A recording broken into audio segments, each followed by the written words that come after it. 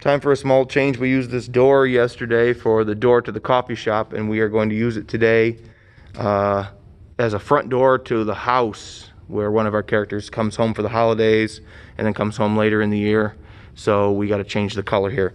So we're going to shoot the leftover custom green we made for the awning for the coffee shop. We liked that, so let's rock and roll.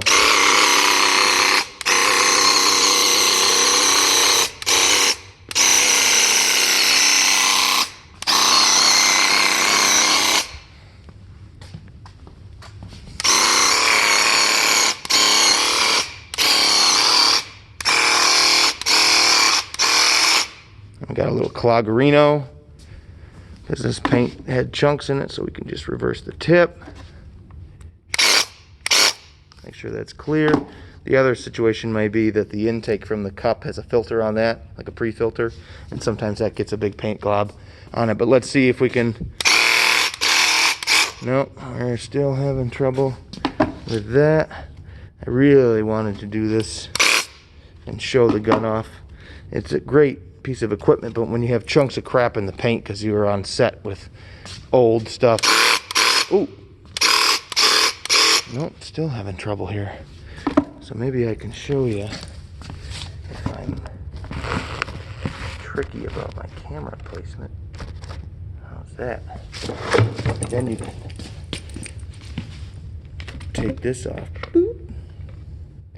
And it's this piece here. I don't want to make a lot of drips, but see that?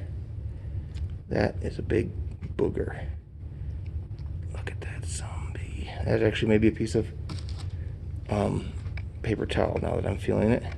But the point is that you don't want to cavitate. You don't want the compressor pump to be trying to suck something up and not being able. It's like covering your mouth and trying to breathe. Pretty fundamental concept there.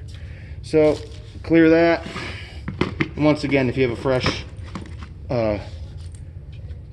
batch of or can of paint from Sherwin-Williams, you won't have that issue. So you open your breather, go back to prime, keep the breather high with regard to the cup. Have a mask on. I'm sorry if the audio is muffled, but squeeze all of the air out of the bag. Close the air breather. Whoop. Get a prime. Turn that back to spray. Struggle to hold your... Now we're back to there. Okay. So let's finish up.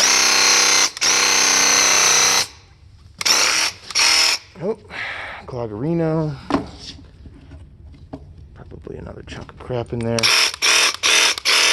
No, we're seriously not getting anything. Get something all the way through.